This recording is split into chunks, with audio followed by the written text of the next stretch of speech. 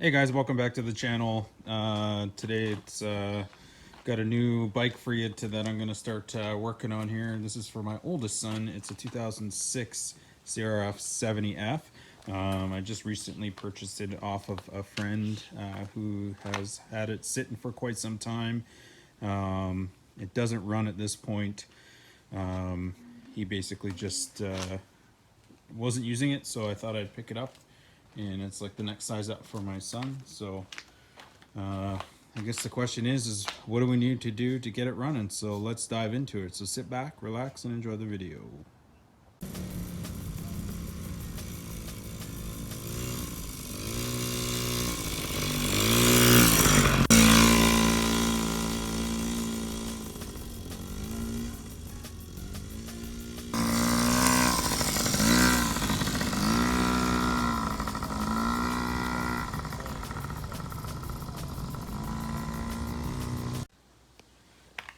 Okay, so some of the tools we're going to need a socket wrench, which is a 5/8 to take the spark plug off. You're going to need a 17 mil to remove the oil drain plug. You need a Phillips screwdriver. You're going to need a flathead screwdriver. We're going to use a 14 mil wrench to adjust the clutch. We've got some chain lube. We've got some degreaser to wash it. We've got some foam filter oil for the air filter. We've got some 1040 weight motorcycle oil for the oil change. Then we have a spark plug. This bike takes the CR6HSA is the number. And then of course we're going to need some stuff to clean the carburetor. So I've kind of gone over once over with this bike, and I wanted to show you a few things that I noticed wrong with it. Starting at the very top, obviously we're going to need some new grips. I mean, these things are all ratty and torn up. The front brake needs to be adjusted. It probably just needs an adjustment, which is adjusted down there at the bottom. Also, the throttle seems to be stuck, so we're going to have to pull that carb apart and see why it's all hung up there. As you can see, like I said, it's been sitting for quite some time. It's got cobwebs and everything, so I'm going to wash this whole bike up. We're going to air up the tires because they're flat. Later in this video, I'm also going to show you how to adjust this clutch so it's working properly. And obviously, if you have any questions, you may want a manual or whatever, just leave them in the comments section below. We're gonna lube up the chain, and then we're gonna pull a carb off and see what's going on with it. I noticed that the pilot screw is kind of in an odd position, so I'm wondering if that's one of the reasons why it won't start. But I want to clean it first. We're gonna drain the gas out of the tank so that it has fresh gas, because it has been sitting for quite some time, and I don't want to use old gas to fire this thing up. That might be part of the reason why it doesn't run. But I suspect it's probably because of the pilot screw and the screw, like just the way it's all set up right now. It doesn't look right. And then we're also going to do an oil change and change the spark plug on this bike, and hopefully by the end of this video we'll get this thing running. Okay, so we're going to start by draining the fuel tank. So there's a little clip right here, if you can see.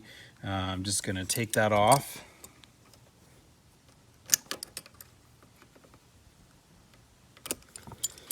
You should be, make sure your gas is off. You should be able to pull that right off now. And so I'm just going to drain it into a bucket.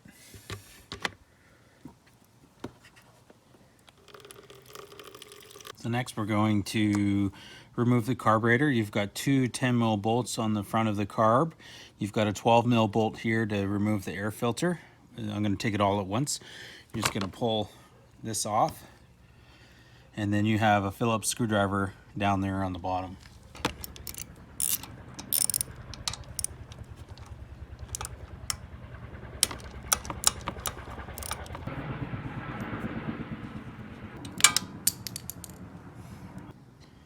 Okay, you got your little shim that's there. This should actually just pull right out of the actually we gotta loosen that.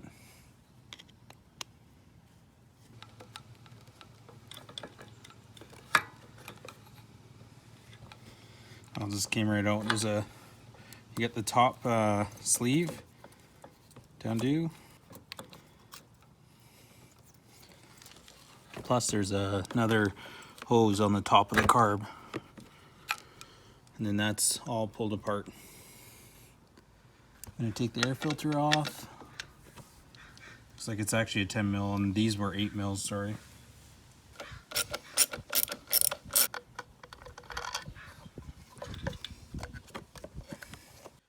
Okay, so I've got, I took the boot off the edge of the carburetor. I'm not going to do a Cold's notes on this, but basically I'll point out the key things you need to pull out. You need to pull out your idle screw, your pilot screw.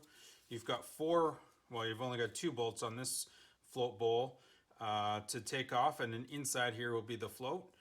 As you can see, it's quite dirty in there, so I'm going to clean the air filter as well. So that is nice and clean. I'm not going to take the choke apart because the choke works, as you can see, so there's no sense in pulling that apart. I'll just clean it up. And I'll get these 4 bolts out, and I'll show you sort of what the next steps are.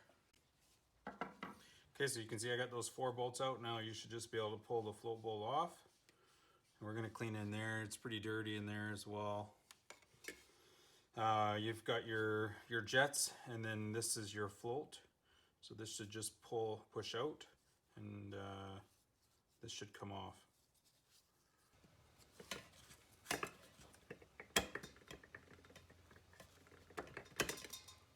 Okay, so this is the little rod. It's good. It's handy to have a magnetic bowl to clean this in. So you need to be really careful because when you pull this off, there is a little, I don't know if you can see it there, it's usually attached and it just slips on to underneath the float. That's what basically allows the fuel in and out of the bowl. So then we're going to remove the main jet.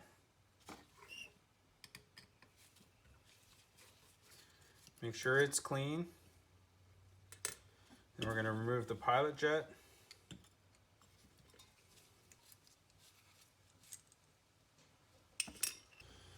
So now all I'm going to do is I'm going to clean all of this up and spray some carb cleaner in all the holes, and then blow all the air out, and then clean them using a clean brush. So let me do all that. Okay, so I've got it all back together. Just when you put your jets back in, just snug. You don't need to over tighten them. Remember to put that little floater pin right in here. It slides right in there. And then now I'm going to tighten it up, and then we'll clean the air filter. Before I forget, I wanted to point out something. When you put your pilot screw back in, the factory, most of these bikes, these smaller bikes usually are about a turn and a half out. So you're going to basically seat it all the way to the bottom, and then you're going to do 1 full turn out. I'm going to do 1 full turn, and I may do another half turn, but I won't know until it's running, if it's running or not.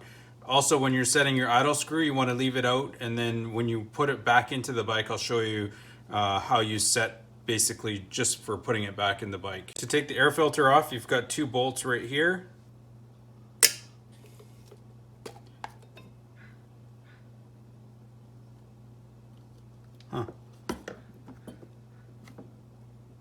This thing doesn't even have an air filter in it. That's not good. I guess I'm gonna have to order an air filter for it. Because otherwise it'll just suck in dirt. So, but I'm going to clean all of this, and I guess I'm going to have to order an air filter for it. Okay, so I've got it all cleaned up now, but all of the air filter all cleaned up. I'm not a big fan of not having an air filter, so I found an old filter that I had purchased for another bike, and I just cut it to fit for now. It's better than nothing, because if I don't have anything in there at all, then it could potentially suck in dust, which isn't good for the motor. So I'm going to spray this and rub in the oil, and then I'm going to put it all back together. It's basically going to go in there like this, and then this is going to go on the top, and just squeeze it in there like that. So it'll be better than nothing having this kind of older or different filter in there for now, until I can order the proper one. Okay, so I oiled it up. Not bad for not having the proper air filter, but this will work for now. This hole shouldn't allow too much because I put it, and then you're just going to push this in here like this, and then put it back together. Okay, so remember how we had that problem with the throttle? That seems to be fixed just because it looks like maybe somebody had the sleeve in there wrong, or it was in there tight. So I'm gonna put it in. If you look, there's a little bolt. It's hard to see in there, but there's a little screw that is kind of protruding that the sleeve will just fit over top of, and it'll slide in there. The sleeve only goes in one way.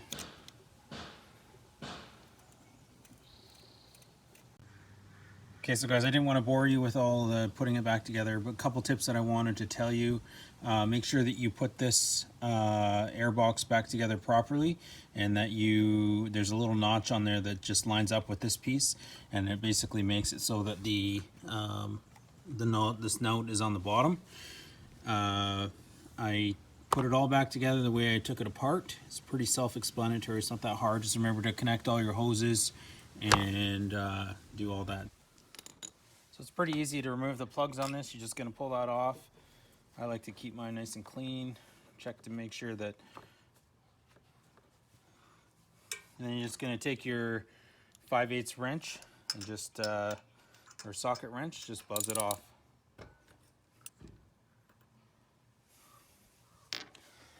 As you can see, it's quite rusty.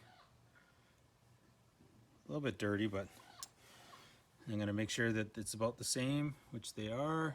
And just thread the new one in there. Nothing fancy about it. You just want it snug, not over tightening it.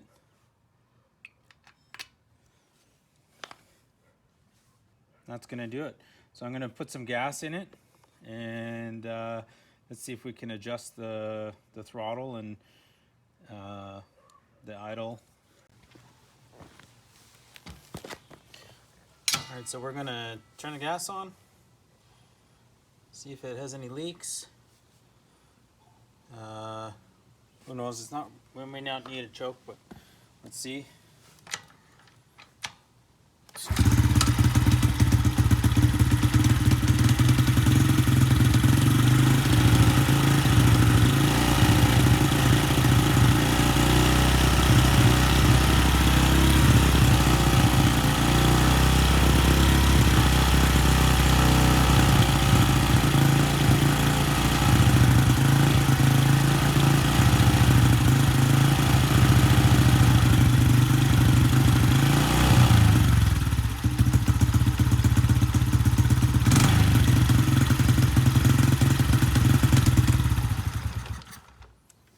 Alright, so what I ended up doing there, one full turn was too much to, it started idling really high, so I just turned it all the way in, and all the way in, like it turned the pilot screw all the way in, and then backed it off, and then, so you're going to play with these two settings once these things warm up, but that's not bad for just cleaning it and putting it all back together.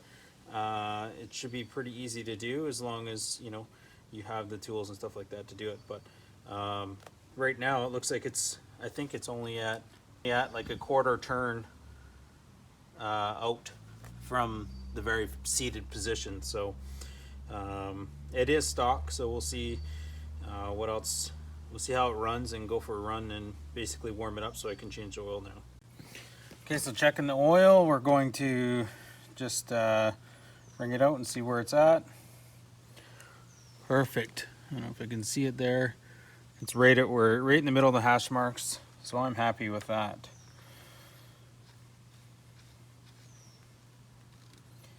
All right, the next thing we're going to do is we're going to check the transmission or the clutch. So what we're going to need is a 14 mil to loosen this off. And then what we're going to do is we're going to turn this center one back until it gets some resistance, and then back it off 1/8 of a turn. Okay, so you loosen the big bolt off, and then you're just going to turn it till you get some resistance, like that. And I can't turn it anymore. So then you just back it off 1/8 of a turn, sort of where it was pretty much, and then you just tighten back up this bolt and it should be good to go. And that's how you properly adjust the clutch on these. So let's see how it feels in gear.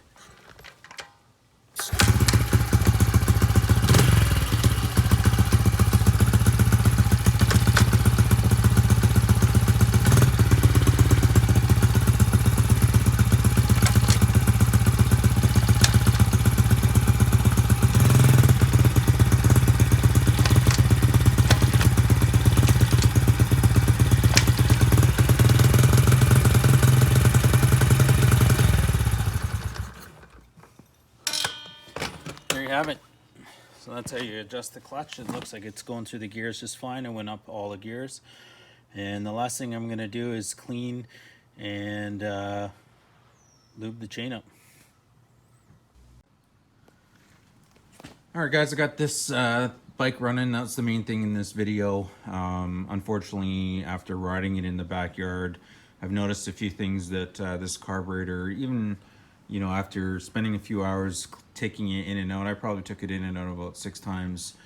This carburetor was leaking out of the overflow, and I did some testing, and it looks like it's probably from the valve, the float valve that's in there. Is either the seat's worn out, which is basically going to make me have to buy a new carburetor. I thought about just doing a rebuild kit, but unfortunately I think I'm going to run into the same problems. I also noticed that this bike was inconsistent, so it would idle up and then not idle. So I suspect there's some issues with some of the internal parts of this carburetor. But I mean, it is running. I did get it running, that's the main thing. I just unfortunately going to have to replace the whole car because of the gremlins that just seem to be appearing, and I want my kid to be safe on it. So I'm going to make another video in the future to how to install and properly adjust the carburetor, so stay tuned for that. But if any of this video was helpful for you, definitely drop a like and leave a comment or a question down below, and definitely subscribe, and thanks for watching.